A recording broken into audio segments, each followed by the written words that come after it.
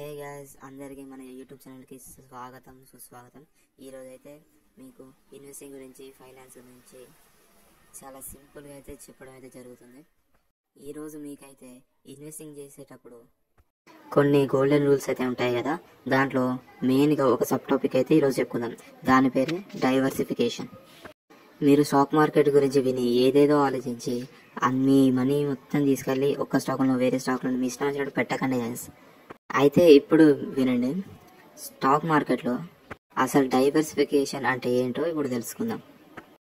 Diversification అంటే మీ ఇన్వెస్ట్మెంట్స్ని different స్టాక్స్లో పెట్టుకోవడం, సెక్టార్స్లో పెట్టడం, లేకపోతే మినిమం అసెట్ క్లాసెస్లలో అని పెట్టడం. ఎందుకు అని మీరు నన్ను అడగచ్చు. ఎందుకంటే అన్ని స్టాక్స్ సేమ్ టైంలో మంచిగా పర్ఫామ్ చేయలేవు.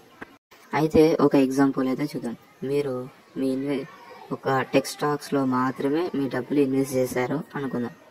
సో ఆ టెక్ స్టాక్స్లో మాత్రమే మీరు ఇన్వెస్ట్ చేశారు కదా. ఒకవేళ ఆ టెక్ స్టాక్స్ మొత్తం పడిపోయింది అనుకోండి, మీ ఎంటైర్ పోర్ట్ఫోలియో మొత్తం ఖాళీ అయిపోతుంది మీ మనీ ఇన్వెస్ట్మెంట్.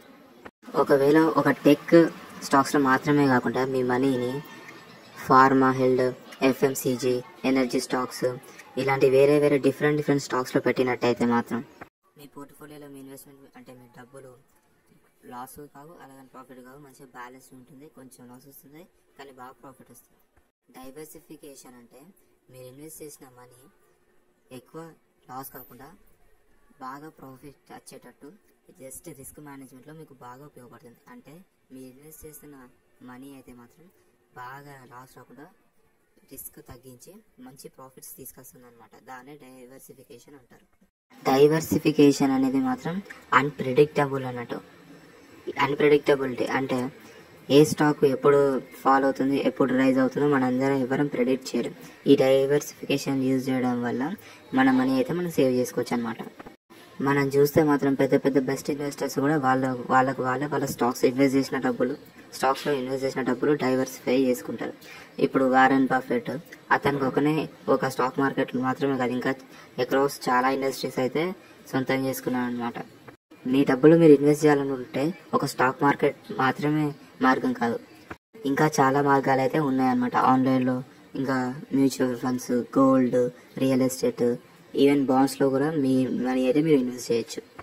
వేరే స్టాక్స్లలో, అసెట్స్లలో మనీ ఇన్వెస్ట్ చేయడం వల్ల వేరే మార్కెట్ కండిషన్స్లో కూడా మన మనీ బాగా లాస్ రాకుండా ఖచ్చితంగా ప్రాఫిట్స్ వచ్చే అవకాశాలు అయితే చాలానే ఉన్నాయి.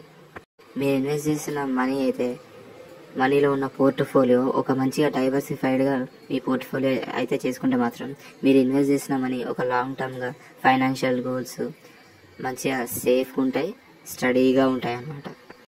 అయితే మీరు చెప్పండి, మీరు ఎలా అయితే డైవర్సిఫై చేసుకుంటారు మీ మనీని? ఫస్ట్ చిన్నదిగా అయితే స్టార్ట్ చేయండి. చిన్నగా అయితే ఇన్వెస్ట్ చేయండి. డిఫరెంట్ సెక్టర్స్ అయితే మీరు వాడుకోవచ్చు. లైక్ ఎగ్జాంపుల్గా ఇండెక్స్ ఫండ్స్లో ఇన్వెస్ట్ చేయండి, ఈటీఎఫ్స్లో ఇన్వెస్ట్ చేయండి. రిటర్న్స్ కోసం అయితే మీరు పరిగెత్తకండి, రిటర్న్స్ కోసం అయితే ఎదురు చూడకండి. మీ రిస్క్ని అండ్ మీ రివార్డ్ని అయితే మీరు బ్యాలెన్స్ చేసుకోండి. ఓకే గైస్, ఈ వీడియో అయితే మీకు బాగా హెల్ప్ అయింది అనుకుంటున్నాను. నెక్స్ట్ వీడియోతో మళ్ళీ కలుద్దాం. ఈ వీడియో మీకు నచ్చినట్టయితే లైక్ చేయండి, కామెంట్ చేయండి, షేర్ చేయండి, సబ్స్క్రైబ్ చేయండి.